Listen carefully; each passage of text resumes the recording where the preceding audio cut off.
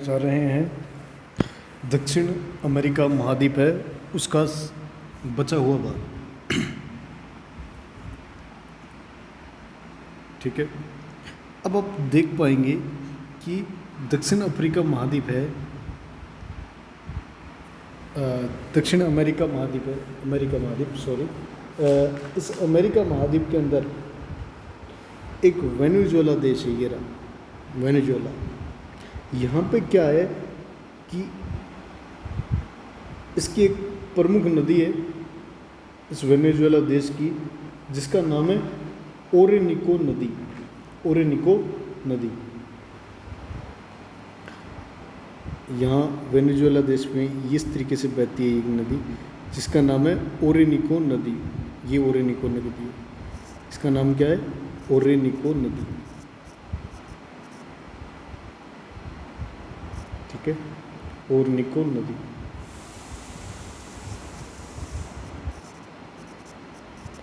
अब इसी के साथ में इसकी एक सहायक नदी भी इधर से मिलती है, इस तरफ से आकर के, जिसका नाम है, इसकी सहायक नदी का नाम है केरू नदी। केरू नदी, केरू नदी, केरू नदी वेनेजुएला देश के अंदर है ओरेनिको नदी, याद रह जाएगा। और उसकी सहायक नदी है जिसका नाम है केरू नदी। केरू नदी। अब महत्वपूर्ण बात क्या है? महत्वपूर्ण बात क्या है? इस केरू नदी के ऊपर ना एक जल प्रपात बना हुआ है, जल प्रपात बना हुआ है। केरू नदी के ऊपर एक जल प्रपात बना हुआ है। ठीक है, केरू नदी के ऊपर एक जल प्रपात बना हुआ है, जिसका नाम क्या है? साल्टो, साल्टो एंजिल, एंजिल जलप्रपात, जलप्रपात, साल्टो एंजिल जलप्रपात। ये 979 मीटर ऊंचा है। और इसकी महत्वपूर्ण बात ये है, जो आपको याद रखना है, जिसकी वजह से ये चर्चा में है, ये है विश्व का सबसे ऊंचा जलप्रपात। विश्व का सबसे ऊंचा जलप्रपात।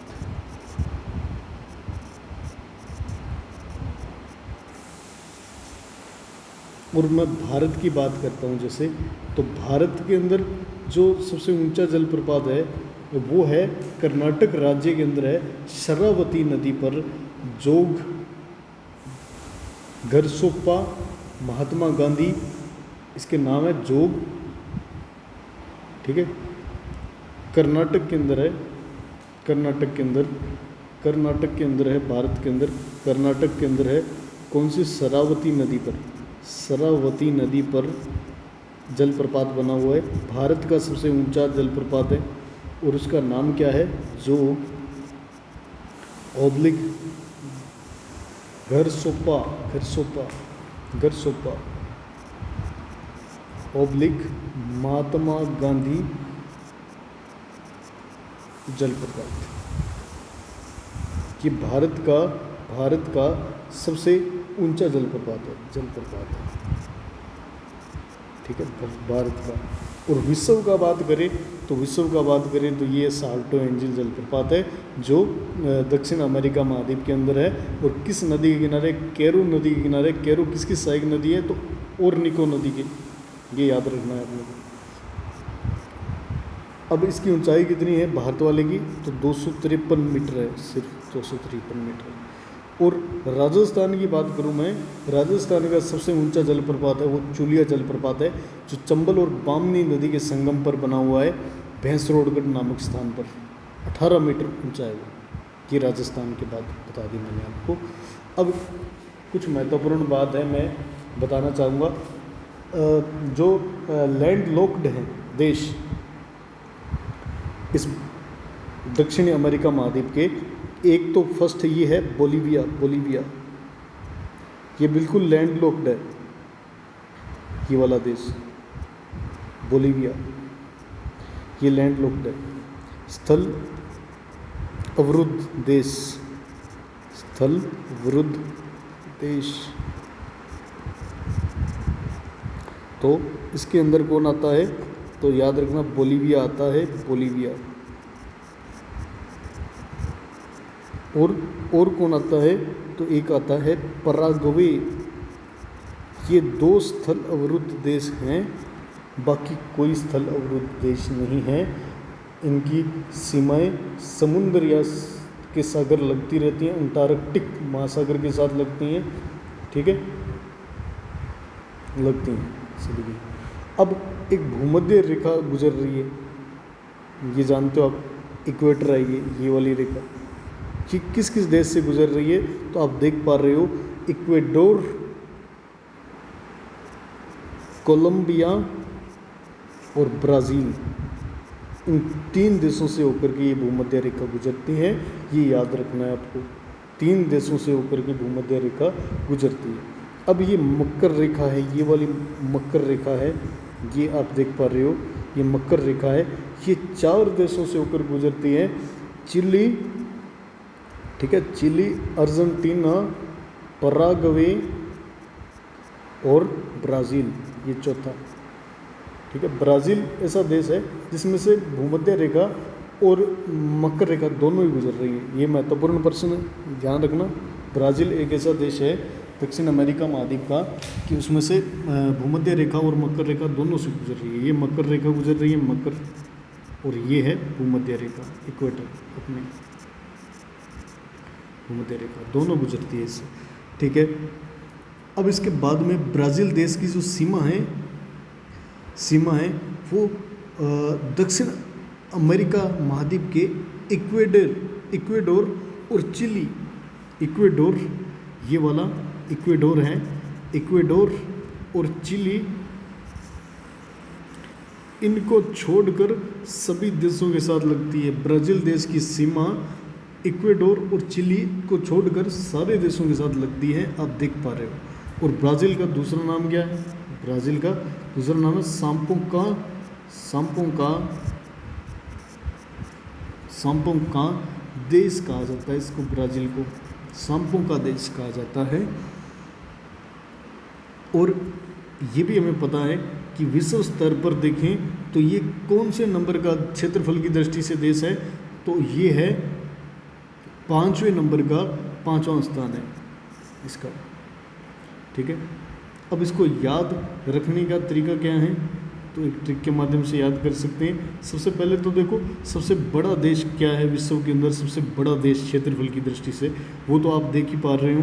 सबसे बड़ा जो देश है वो रसिया है, रसिया ये रहा, ये सबसे बड़ा देश है, यानी फर्स्ट नंबर का क्षेत्रफल की दृष्टि से सबसे बड़ा देश है। इसके बाद में आप देख पा रहे हो कनाडा सेकंड नंबर का देश है। सेकंड नंबर का देश क्या है, तो कनाडा है क्षेत्रफल की दृष्टि से, कनाडा क्षेत्रफल की दृष्टि से। अब तीसरे नंबर का देश आप देख पा रहे हो, थर्ड पोजीशन पे है चाइना, थर्ड नंबर का चाइना देश है, चाइना तीसरे नंबर पे आता है क्षेत्रफल की दृष्टि से, देख पा रहे हो आप, सारा बिल्कुल साफ साफ नज़र आ रहा है आपको, ठीक है।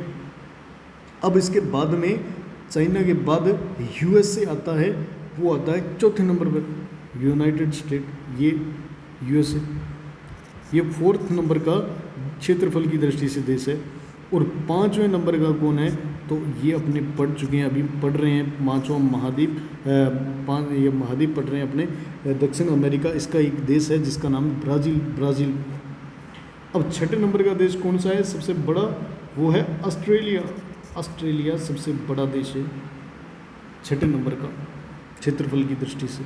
और 7वें नंबर पर आता है हमारा भारत क्षेत्रफल की दृष्टि से। अब इसको ट्रिक के माध्यम से याद करना चाहें तो ये ऐसे याद कर सकते हो आप, रुक, चीन, अब,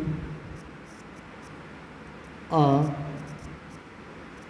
भारत, रुक, चीन, अब, आ, भारत, सबसे पहला क्षेत्रफल की दृष्टि से रशिया, ठीक है, दूसरा नंबर का कनाडा, फिर तीसरे नंबर का क्षेत्रफल की दृष्टि से वो है चाइना, ठीक है, चौथे नंबर का क्षेत्रफल की दृष्टि से अमेरिका, और 5वें नंबर का ब्राज़ील, ठीक है, ब्राज़ील हो गया ये वाला। और 6ठे नंबर पर कौन है, तो आपको पता चल रहा है यहाँ पर ऑस्ट्रेलिया, ये वाला।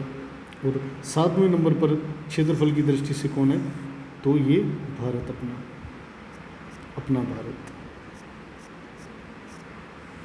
ठीक है, इस माध्यम से आप याद भी कर सकते हो कि कौन कौन कितने नंबर का। और अब हम पढ़ रहे थे अमेरिका महाद्वीप, दक्षिण अमेरिका महाद्वीप। अब इसके पता चल गया हमने को ब्राज़ील जो देश है उसको सांपों का देश कहा जाता है, और ये 5वें नंबर का देश है क्षेत्रफल की दृष्टि से। अब इसके बाद में बात करते हैं ब्राज़ील देश है वो किस लिए प्रसिद्ध है, क्या क्या कुछ है इसके अंदर, इसके बारे में चर्चा करते हैं अपने थोड़ी सी। ठीक है,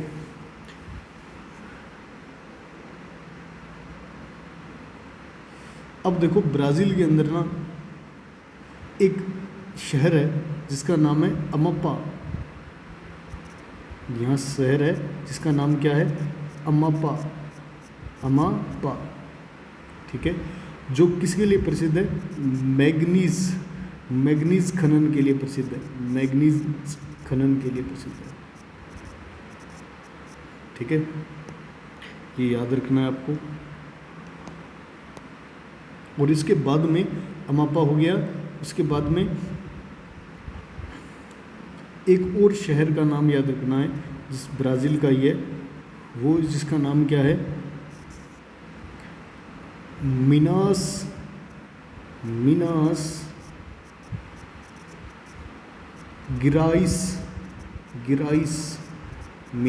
गिराइस, जो किसके लिए प्रसिद्ध है, लोहे अयस्क के लिए प्रसिद्ध है, लोहे अयस्क के लिए प्रसिद्ध है, ये वाला है ना। एक और शहर बताता हूँ मैं आपको जो यहाँ पे ये रहा, रियो डी जनेरियो या जेनेरो, रियो डी जेनेरो। ये किस लिए प्रसिद्ध है, तो इसमें यहाँ पे पृथ्वी सम्मेलन हुआ था, फर्स्ट पृथ्वी सम्मेलन हुआ था, फर्स्ट पृथ्वी सम्मेलन हुआ था इसके। और यहाँ पर है ये जगह, यहाँ पे सेंटोस नगर है। ठीक है, सेंटोस, ये किस लिए प्रसिद्ध है, तो आपको बता दूं विश्व का कॉफ़ी बंदरगाह है यहाँ पे, विश्व का कॉफ़ी बंदरगाह।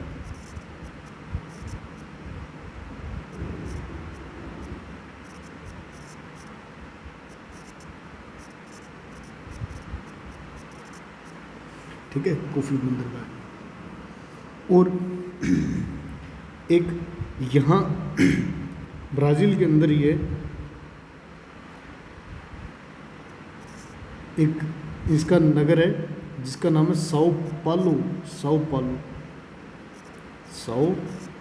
पालो।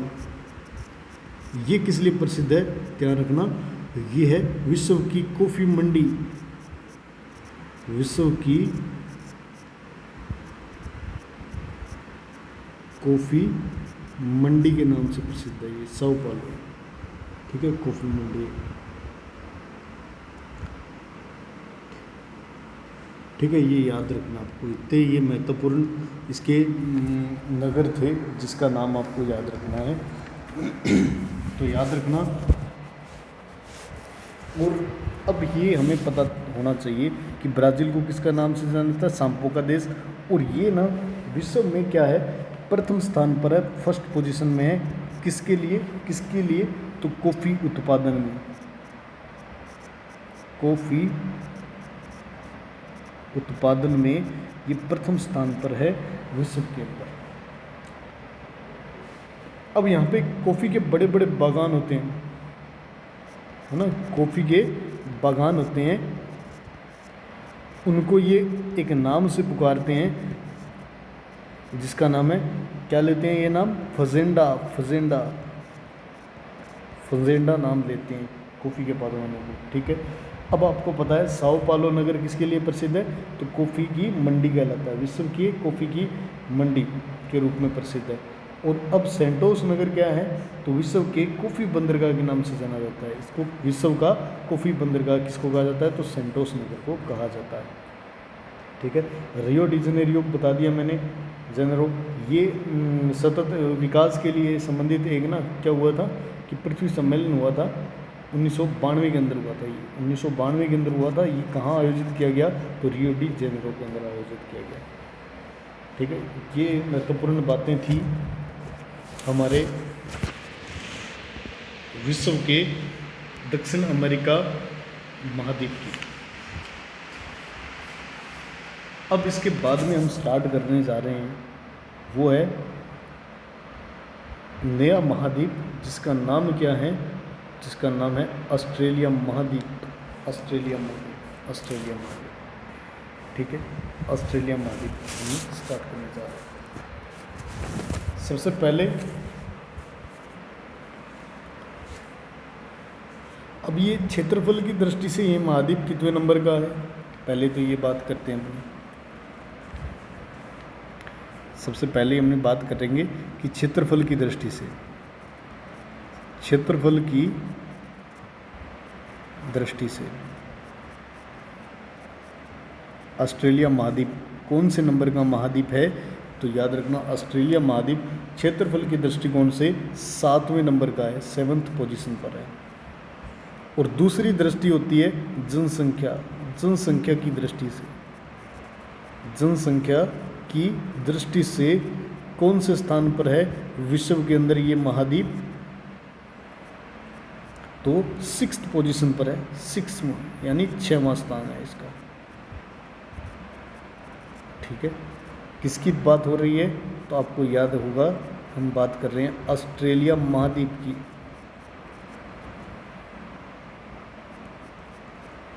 ठीक है। फर्स्ट बिंदु हो गया, सेकंड बिंदु हो गया, ये याद रखना है आपको। ठीक है। अब इसके बाद में ऑस्ट्रेलिया, ऑस्ट्रेलिया देश का क्षेत्रफल की दृष्टि से ऑस्ट्रेलिया देश है ना, वो क्षेत्रफल की दृष्टि से विश्व में कौन सा स्थान रखता है, तो 6ठा स्थान रखता है। ये अभी मैंने थोड़ी देर पहले ही समझाया था कि ऑस्ट्रेलिया देश है वो 6वें नंबर का देश है, सबसे बड़ा देश। लेकिन महाद्वीप की बात करें तो क्षेत्रफल की दृष्टि से ये 7वां महाद्वीप है। ठीक है। अब एक महत्वपूर्ण बात कि इसके ऑस्ट्रेलिया देश के मध्य से कौन सी रेखा गुजरती है, तो इसका नाम है मकर रेखा। मकर रेखा गुजरती है, जिसको बोलते हैं 23.5 डिग्री दक्षिणी अक्षांश रेखा। 23.5 डिग्री दक्षिणी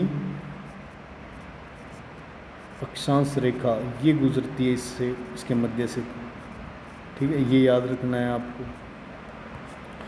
और महत्वपूर्ण बात, इसका अक्षांशीय विस्तार, अक्षांशीय विस्तार है इसका है, यहाँ से गुजरती है इसका अक्षांशीय विस्तार, यहाँ से अक्षांशीय रेखा गुजरती है जिसका नाम है 10 डिग्री दक्षिणी अक्षांश रेखा। दक्षिणी अक्षांश रेखा। और यहाँ से एक रेखा गुजरती है तस्मानिया, जो इसका द्वीप है वहाँ से। इस रेखा का नाम क्या है, तो 43 डिग्री दक्षिणी अक्षांश रेखा, दक्षिणी अक्षांश। ठीक है। और यहाँ से गुजरती है एक रेखा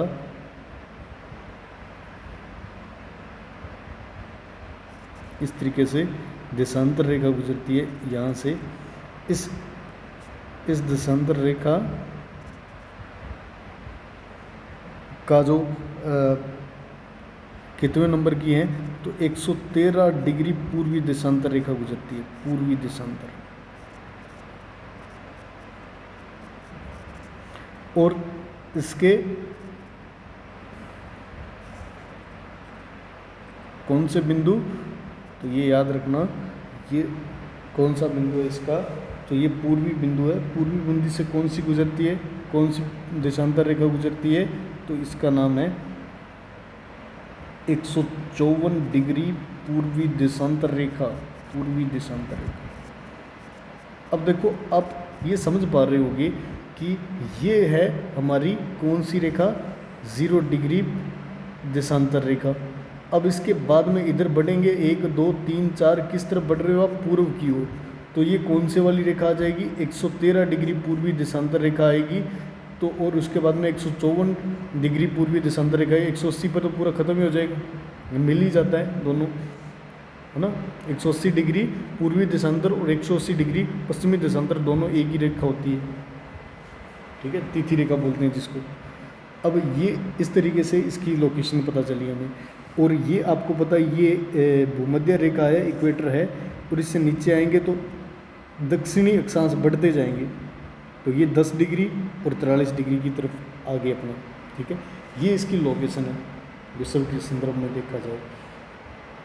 और ये एक ऐसा महाद्वीप है जो, ठीक है, जो किस गोलार्ध में स्थित है?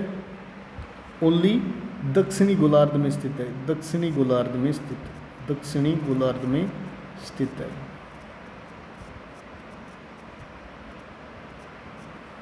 ठीक है, दक्षिणी गोलार्ध में स्थित है। और क्या है? पूर्वी गोलार्ध में भी है, पूर्वी गोलार्ध में भी, ठीक है, पूर्वी गोलार्ध में। अब इसके क्या है? 7 प्रांत है, 7 प्रांत है इसके टोटल ऑस्ट्रेलिया के, ठीक है, ऑस्ट्रेलिया के 7 प्रांत है। मैं बात करते हैं अपने 7 प्रांतों की। 7 प्रांत है टोटल। आप देख पा रहे हो इस प्रांत का जो नाम है, इस प्रांत का, उसका नाम है क्वींसलैंड, क्वींसलैंड प्रांत, क्वींसलैंड प्रांत, ठीक है, क्वींसलैंड हो गया। और ये नीचे वाला क्या कहलाता है? New South Wales, New South Wales, ठीक है। और ये वाला नीचे वाला प्रांत है, इसका नाम है विक्टोरिया प्रांत, विक्टोरिया, विक्टोरिया प्रांत। और ये वाला प्रांत कहलाता है उत्तरी ऑस्ट्रेलिया, और ये कहलाता है दक्षिणी ऑस्ट्रेलिया, ठीक है, दक्षिणी ऑस्ट्रेलिया। और ये वाला कहलाता है पश्चिमी ऑस्ट्रेलिया, पश्चिमी ऑस्ट्रेलिया। और नीचे वाला ये है तस्मानिया, तस्मानिया, ठीक है। ये 7 प्रांत है आपके सामने जो 1 2 3 4 5 6 7 7 के 7 है। अब इनकी ना राजधानी है, राजधानी वो आपको याद रखनी है, ठीक है। क्वींसलैंड की जो राजधानी है वो है ब्रिस्बेन, यहाँ है, ये रही ब्रिस्बेन, ठीक है, ब्रिस्बेन। और जो न्यू साउथ वेल्स है उसकी जो राजधानी है वो है सिडनी, सिडनी, ये रहा, ये वाला सिडनी, सिडनी, ठीक है, सिडनी है। और इसके बाद में देखो आपको याद रखना है कि ऑस्ट्रेलिया जो पूरा है, ये पूरा है, ठीक है, इसकी राजधानी कौन सी है? तो कैनबरा, कैनबरा, ये वाली, ये ऑस्ट्रेलिया पूरे की राजधानी है, पूरे ऑस्ट्रेलिया की, ठीक है, कैनबरा, ठीक है, कैनबरा। और ये जो विक्टोरिया है, विक्टोरिया जो प्रांत है, इसकी राजधानी है मेलबर्न, इसकी राजधानी क्या है? तो ये मेलबर्न, ये देखिए मेलबर्न, मेलबर्न, ठीक है, मेलबर्न। और जो दक्षिणी ऑस्ट्रेलिया है इसकी राजधानी यहाँ है एडिलेड, बोलते हैं इसको, एडिलेड, एडिलेड, ठीक है। उत्तरी ऑस्ट्रेलिया की राजधानी वो कौन सी है? तो डार्विन है, डार्विन, ये रही यहाँ है डार्विन, डार्विन इसकी राजधानी है। और पश्चिमी ऑस्ट्रेलिया की राजधानी है वो है पर्थ, पर्थ, ठीक है, ये राजधानी है इनकी। और जो तस्मानिया है इसकी राजधानी है होबार्ट, होबार्ट, होबार्ट। अब देखो इसको एक तरीके से याद कर सकते हो आप। बीएससी के बाद मैंने क्या किया, एमए किया, एमए के बाद हमने क्या किया, पीएचडी की। याद रह जाएगा इससे। बी फॉर ब्रिस्बेन, ब्रिस्बेन किसकी राजधानी है, क्वींसलैंड की है। सिडनी किसकी राजधानी है, न्यू साउथ वेल्स की है। बीएससी, सी के बाद कैनबरा राजधानी है पूरे ऑस्ट्रेलिया की। बीएससी के बाद हमने क्या किया, एमए किया, मेलबर्न राजधानी किसके, विक्टोरिया की। ए फॉर एडिलेड किसकी राजधानी है, दक्षिणी ऑस्ट्रेलिया की। उसके बाद में पी फॉर पर्थ, पर्थ, और एच फॉर होबार्ट इसकी राजधानी होगी, और डी यानी डार्विन हो गई उत्तरी ऑस्ट्रेलिया की राजधानी, पीएचडी की। ठीक है, इस तरीके से आप याद भी रख सकते हो इसको। जो ये कैनबरा है ना, इसका वास्तुकार था एक, इस राजधानी को बनाने का तरीका, मतलब किस तरीके से क्या क्या चीज़ होगी यहाँ पे, इस वास्तुकार का नाम याद रख लेना आप। इसका वास्तुकार था, वास्तुकार जिसका नाम था वाल्टर बर्ले ग्रिफिन, वाल्टर, ठीक है, बर्ले ग्रिफिन, ये था इसका वास्तुकार। जो इस नगर का वास्तुकार था वो कौन था, तो वाल्टर बर्ले ग्रिफिन। ठीक है, अब इसके बाद में हम बात करते हैं महत्वपूर्ण इसके नदियों की बात करते हैं, इसके घास भूमियों की बात करते हैं, झीलों की बात करते हैं, मरुस्थलों की बात करते हैं, बॉक्साइट वाला एक क्षेत्र है वीपा, उसकी बात करते हैं, ग्रेट बैरियर रीफ की बात करते हैं, ग्रेट डिवाइडिंग रेंज की बात करते हैं, और पिलबरा क्षेत्र की बात करते हैं, है ना। ये सारे के सारे हम बात करते हैं। स्वान नदी की बात करेंगे, कूलगर्डी और कालगुडली स्थान है एक, उनकी बात करेंगे, और मरुस्थलों की बात करेंगे, इन्हीं के बारे में चर्चा चलेगी। ये तो थे 7 प्रांत जो भी मैंने करवाए हैं, वो हैं 7 प्रांत हैं किसके, ऑस्ट्रेलिया महाद्वीप के हैं। ये महत्वपूर्ण तथ्य था इसके बारे में। अब हम बात करते हैं नेक्स्ट बात हमारी रहेगी, वो रहेगी हमारी इसके अंदर के महत्वपूर्ण जगहों के बारे में बात करते हैं। सारा कुछ मैं आपको पहले बना के बता देता हूँ, उसके बाद में इनके बारे में महत्वपूर्ण जो तथ्य होंगे वो अपने बात कर लेंगे। ठीक है, सबसे पहले बात करता हूँ मैं, यहाँ पे ना एक प्रवाल भित्ति है बड़ी सी इस एरिया के अंदर।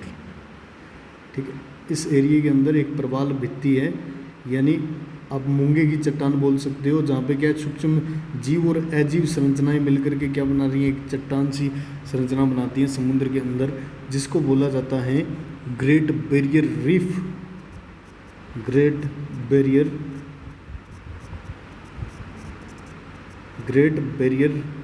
रीफ, ठीक है, ग्रेट बैरियर रीफ है, और इसकी जो लंबाई है वो कितनी है, 1920 किलोमीटर है।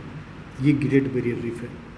अब इसके बाद में यहाँ पे इस पूर्वी क्षेत्र के अंदर, इस महाद्वीप के पूर्वी भाग के अंदर एक बड़ी सी पर्वत श्रृंखला है जो यहाँ से स्टार्ट होती है, इस तरीके से चलती रहती है, पर्वत श्रृंखला है, और वो इसी हिस्से में चलती रहती है और यहाँ तक चलती है। ये कैनबरा से पहले ख़त्म हो जाती है, जहाँ से ये विक्टोरिया प्रांत स्टार्ट होता है उससे पहले ख़त्म हो जाती है। ठीक है, इस जो पर्वत श्रृंखला है, रेंज है, इसका नाम क्या है, तो याद रखना है आपको, इसका नाम है ग्रेट डिवाइडिंग रेंज। ठीक है, ग्रेट डिवाइडिंग रेंज।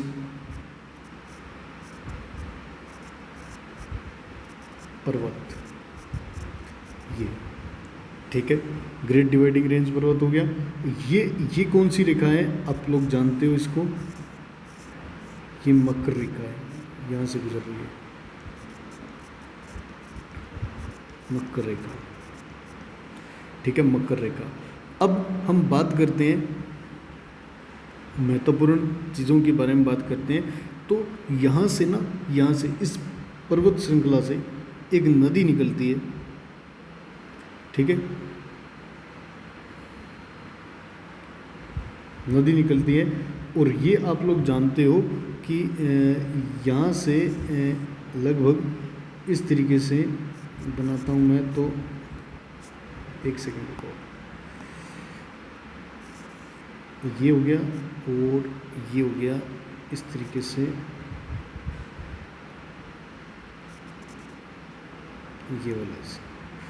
ये वाला हिस्सा किसका है, तो आप लोग जानते हो ये क्वींसलैंड का हिस्सा है, क्वींसलैंड का हिस्सा है। यहाँ क्वींसलैंड के हिस्से में से ही एक नदी निकलती है, ठीक है, यहाँ से एक नदी निकलती है जिसका नाम है डार्लिंग नदी, डार्लिंग नदी, ठीक है, यहाँ से एक नदी निकलती है, ठीक है, डार्लिंग नदी निकलती है और ये यहाँ आती है। उसके बाद में नीचे वाला प्रांत कौन सा था, तो न्यू साउथ वेल्स था, उसमें से एक नदी निकलती है इधर, मर्रे नदी, मर्रे नदी। ये दोनों आपस में मिल करके इधर की ओर चली जाती हैं, इस जगह आकर के ये जो दक्षिण सागर हैं इसमें गिर जाती है, ठीक है, दक्षिण महासागर है जो उसमें गिर जाती है, ठीक है। इस तरीके से ये नदियाँ बहती रहती हैं। अब याद क्या रखना है आपको, आपको याद रखना ये है कि यहाँ पे एक नगर है जिसका नाम है सिडनी, ठीक है, सिडनी नगर है। यहाँ एक नगर है जिसका नाम क्या है, सिडनी, और वो किस नदी के किनारे है, तो ये डार्लिंग नदी के किनारे, ये डार्लिंग नदी हो गई, और ये है मर्रे नदी, मर्रे नदी, और इसके किनारे क्या है, तो सिडनी शहर है इसका। तो डार्लिंग नदी के किनारे सिडनी शहर है, और वो किस प्रांत के अंदर है, तो मैं बात करूं तो ये है न्यू साउथ वेल्स प्रांत के अंदर है, ठीक है, न्यू साउथ वेल्स प्रांत के अंदर। जैसे न्यू साउथ वेल्स की सीमा बनाता हूं तो मैं कुल मिला के ये नदी हो गई अपनी, और ये न्यू साउथ वेल्स है, और ये चलता रहता है यहाँ तक नीचे की ओर, और कुछ हिस्सा इस तरफ जाता है, वो विक्टोरिया प्रांत के अंदर आता है। ये थोड़ा सा सही नहीं बना, अपने ऐसे करते हैं, ऑस्ट्रेलिया वाला मैप अलग से लेता हूँ मैं। ये ऑस्ट्रेलिया महाद्वीप है। अब बात करते हैं, हमने जो बात कर ली है वो जल्दी से अपने रिवीजन कर लेते हैं थोड़ा सा। ये वाली है जो, वो कौन सी है, तो ये हमने अभी देखा ग्रेट बैरियर रीफ, ये वाला यहाँ पे स्ट्रक्चर पाई जाती है, मूंगे की चट्टान पाई जाती है जिसका नाम क्या है, तो ग्रेट बैरियर रीफ पाया जाता है यहाँ पे। ये वाली स्ट्रक्चर क्या कहलाती है, तो ग्रेट बैरियर रीफ कहलाती है। ये आपको मैंने बताया था अभी थोड़ी देर पहले ही, ठीक है, ये ग्रेट बैरियर रीफ है, ठीक है। इसका नाम क्या है लिख देते हैं अपने, great barrier reef, great barrier reef. ये कितने किलोमीटर थी, तो 1920 किलोमीटर की रेंज में ये पाई जाती है, ठीक है। ग्रेट बैरियर रीफ के बाद में हमने ग्रेट डिवाइडिंग रेंज के बारे में लिखा था, ग्रेट डिवाइडिंग रेंज।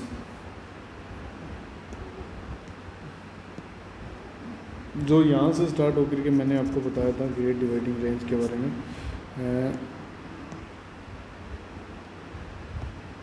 ठीक है, यहाँ से चल रही है ग्रेट डिवाइडिंग रेंज, ठीक है। इस तरीके से ये कहाँ तक जा रही है, तो ये जा रही है इस तरीके से यहाँ तक, ठीक है, यहाँ तक आ रही है। इसका नाम क्या है, तो अभी अपने लिख देते हैं इसका नाम क्या है, तो इसका नाम है ग्रेट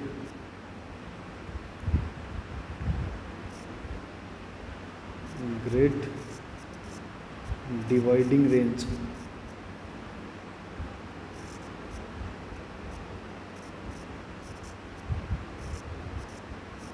पर्वत है ये, ठीक है।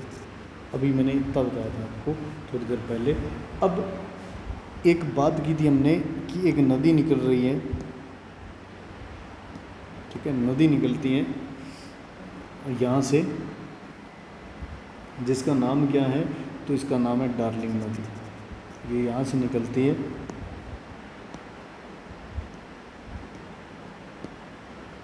यहाँ से निकलती हैं और ये यहाँ पर आती है, ये डार्लिंग नदी है, ठीक है। इस नदी का नाम क्या है, तो डार्लिंग नदी है। अब इसके बाद में ये यहाँ पे आ जाती हैं। अब इधर से एक और नदी निकल रही है जिसका नाम है मर्रे नदी, मर्रे नदी,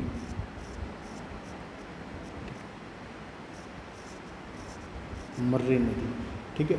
ये सारी यहाँ पर आके मिलती हैं। उसके बाद में ये दोनों आगे चल करके इस जगह से दक्षिणी सागर में चली जाती हैं, दक्षिणी सागर में चली जाती हैं, ठीक है। तो अब इनके नाम लिख देते हैं इनके ऊपर।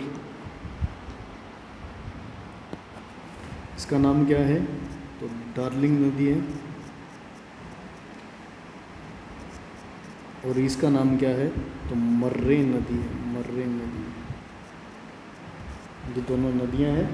अब इसी के किनारे क्या है, सिडनी नगर बसा हुआ है यहाँ पे, इस जगह। ये वाला बिंदु क्या कहलाता है, ये सिडनी नगर है, सिडनी, सिडनी। ये आपको पता होना चाहिए, ये सिडनी नगर है। अब इसके बीचों बीच, सुनना ध्यान से, सुनना ध्यान से, इसके बीच में डार्लिंग और मर्रे दोनों नदी हैं। इनके बीच में एक घास का मैदान पाया जाता है, घास का मैदान पाया जाता है, घास का मैदान पाया जाता है। जिस घास के मैदान का नाम क्या है, तो याद रखना, इस घास के मैदान का नाम है डाउन्स, डाउन्स घास भूमि, घास भूमि पाई जाती है, डाउन्स घास भूमि पाई जाती है यहाँ, ठीक है, डाउन्स घास भूमि पाई जाती है, ये ध्यान रखना, ठीक है। अब एक और बात महत्वपूर्ण बात, यहाँ एक पर्वत चोटी पाई जाती है, काफ़ी ऊंची है ना, ग्रेट डिवाइडिंग रेंज के ऊपर ये पर्वत चोटी पाई जाती है। इसका नाम क्या है, तो ये याद रखना, इसका नाम क्या है, इस पर्वत चोटी का नाम क्या है, तो याद रखना माउंट कोशियुस्को, माउंट कोशियुस्को,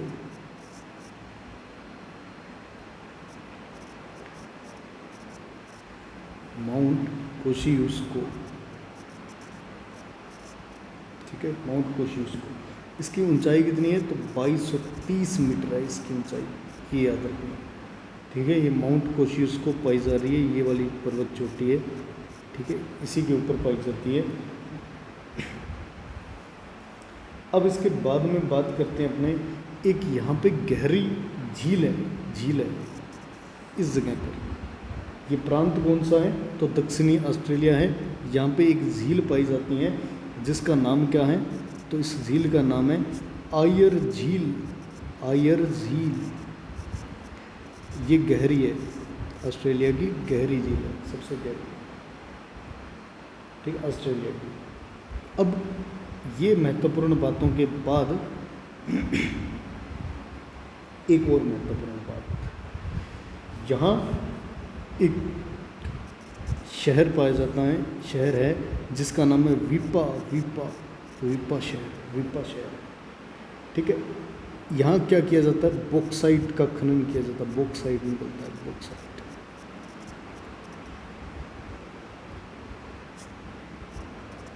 वीपा क्षेत्र, ठीक है। अब इसके बाद में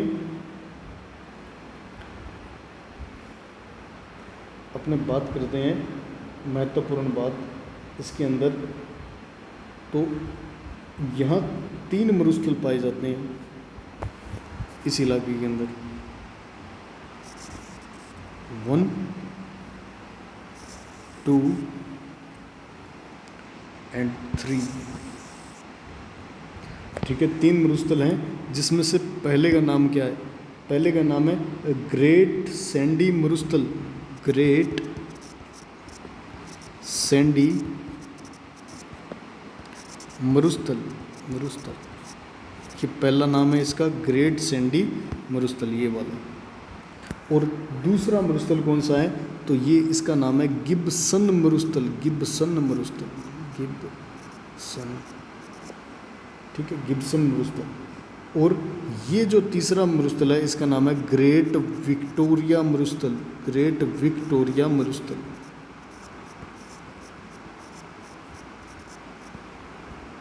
ठीक है, मरुस्थल, ये भी गिब्सन मरुस्थल हो गया और ऊपर वाला ग्रेट सैंडी मरुस्थल हो गया।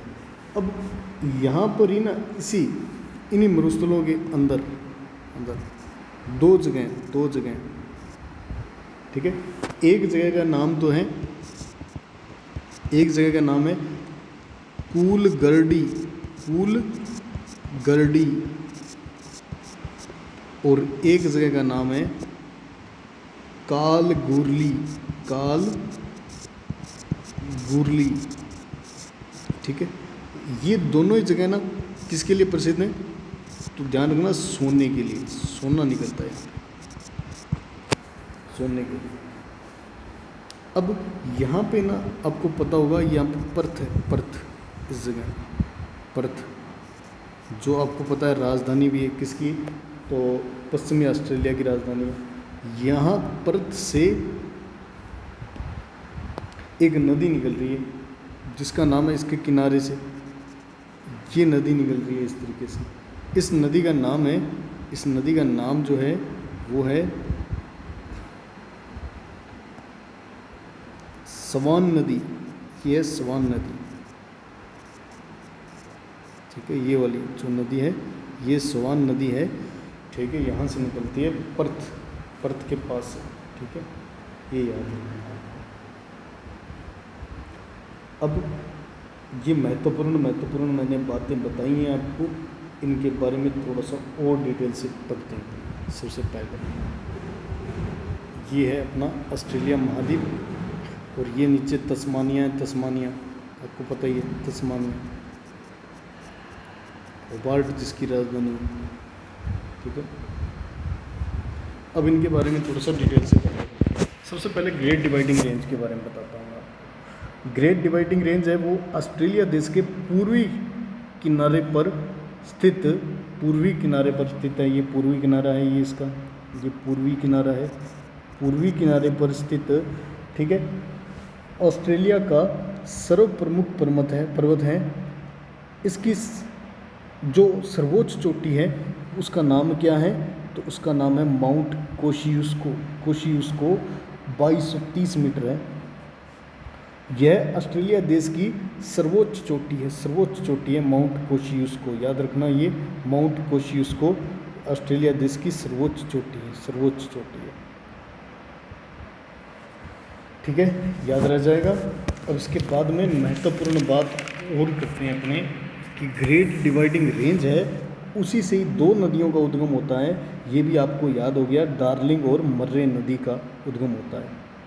ये किस दिशा में बहती हैं, तो ये पश्चिम दिशा की ओर बह रही हैं, पश्चिम की ओर।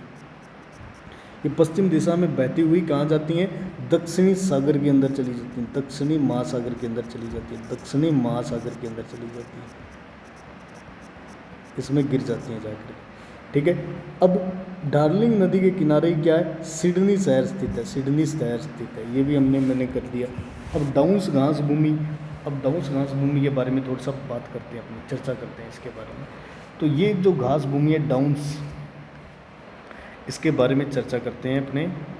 तो ये डाउन्स घास भूमि है, ये किसके मध्य में स्थित है, तो याद रखना डार्लिंग और मर्रे नदियों के मध्य में स्थित है। ये दिख रहा है आपको, डार्लिंग और मर्रे जो नदी है उसके मध्य में स्थित है ये, ठीक है। और ये कैसी घास भूमि है, तो याद रखना ये शीतोष्ण घास भूमि है, शीतोष्ण घास भूमि है, शीत और उष्ण, ठीक है। अब यहाँ पे क्या है, गेहूँ और भेड़ पालन का कार्य किया जाता है। और कौन सी भेड़ पाली जाती है, इस मेरिनो याद हो आपको, नाम याद हो तो, मेरिनो भेड़ यहाँ पाली जाती है, इस डाउन्स घास भूमि के अंदर पाली जाती है, ठीक है। भेड़ पालन का कार्य किया जाता है, गेहूँ भी उत्पादन किया जाता है यहाँ के लोग, अब जो भेड़ पालने वाले लोग होते हैं उनको क्या बोला जाता है? भेड़ पालने वाला क्या कहलाता है? भेड़ पालने वाला कहलाता है जेकारू। ठीक है, भेड़ पालने वाले क्या कहलाते हैं? जेकारू, जेकारू कहलाते हैं, जेकारू कहलाते हैं। ठीक है, अब आयर झील के बारे में बात करते हैं। ये आयर झील आपके, ठीक है, ये दक्षिणी ऑस्ट्रेलिया के अंदर है आयर झील। आयर झील क्या है? समुद्र तल से ये समुद्र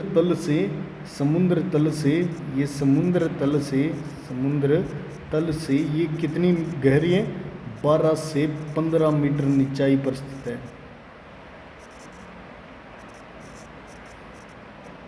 नीचे है, ठीक है, ये याद रखना है आपको।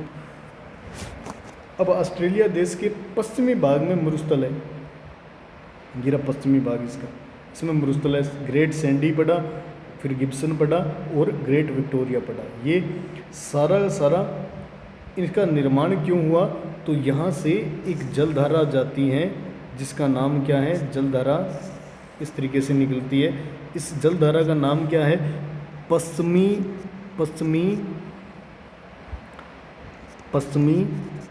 ऑस्ट्रेलिया की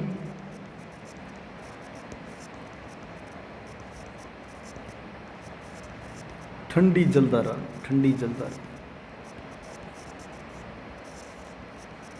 इसी की वजह से ये मरुस्थल बने हैं यहाँ पे, इसी के कारण ये 3 मरुस्थल तैयार हो गए, क्योंकि ये आर्द्रता ले जाती है यहाँ की नमी को उठा करके। ठीक है, अब ग्रेट विक्टोरिया मरुस्थल है वो ऑस्ट्रेलिया देश का सबसे बड़ा मरुस्थल है। ये सबसे बड़ा मरुस्थल है ग्रेट विक्टोरिया जो है ऑस्ट्रेलिया देश का। और कालगुर्डी और कुर्ली और कूलगर्डी ये दोनों के दोनों सोनों की खनन हेतु प्रसिद्ध हैं, ये मैंने बता दिया। अब ऑस्ट्रेलिया का ना एक पिलबरा क्षेत्र है, पिलबरा क्षेत्र वो कहाँ है? तो वो यहाँ है, इस एरिए के अंदर है। ये ऑस्ट्रेलिया का पिलबरा क्षेत्र है, पिलबरा। ये किसके लिए प्रसिद्ध है? तो ध्यान रखना, लोहे अयस्क के लिए प्रसिद्ध है। लोहे अयस्क का खनन होता है यहाँ से, ठीक है, उसके लिए प्रसिद्ध है।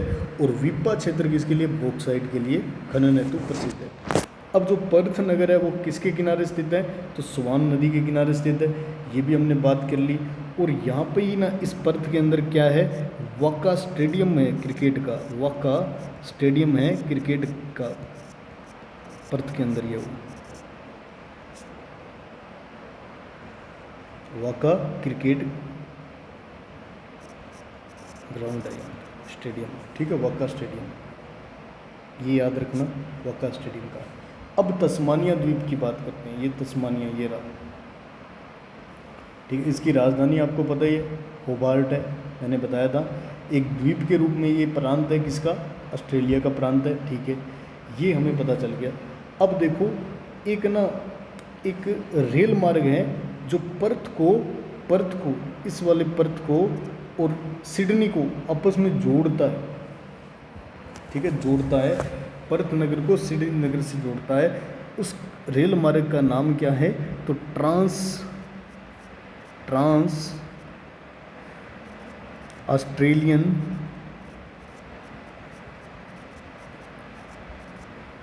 रेल मार्ग। ये क्या करता है? ये रेल मार्ग क्या करता है? तो आपको याद रखना है क्या कर रहा है ये क्या करता है? तो आपको पता है, पर्थ को किससे जोड़ता है? सिडनी नगर से जोड़ने का काम करता है, सिडनी नगर से जोड़ने का काम करता है। वो कौन है? तो ट्रांस ऑस्ट्रेलियन रेल मार्ग, ये याद रखना है बस, ये महत्वपूर्ण बात थी। अब ग्रेट बैरियर रीफ के बारे में बात कर लेते हैं थोड़ी सी। तो ग्रेट बैरियर रीफ है, इसकी लंबाई कितनी है? 1920 किलोमीटर। और इसका महत्वपूर्ण बात एक और बताता हूँ मैं आपको, ये विश्व की सबसे बड़ी प्रवाल भित्ति है, विश्व की सबसे बड़ी प्रवाल भित्ति है, विश्व की सबसे बड़ी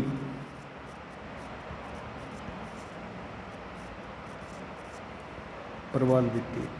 आज हमने एक और भी पढ़ा था, विश्व के अंदर सबसे ऊंचा जलप्रपात साल्टो एंजिल जलप्रपात जो वेनेजुएला के अंदर था, ठीक है, ये भी हमने याद रखना है। विश्व की सबसे बड़ी प्रवाल भित्ति है ना, वो कहाँ है? मूंगे की चट्टान कहाँ है? तो वो ग्रेट बैरियर रीफ को कहा जाता है, इस ग्रेट बैरियर रीफ को कहा जाता है। और कहाँ है ये, तो पूर्वी किनारे के उत्तरी भाग में, पूर्वी किनारा है जो ऑस्ट्रेलिया महाद्वीप के, इसके उत्तरी भाग में ऊपर की ओर है, ऊपर की ओर उत्तर की भाग में है। ठीक है, अब ये याद हो गया होगा आपको। अब इसके बाद में एक जल संधि की बात करते हैं अपने।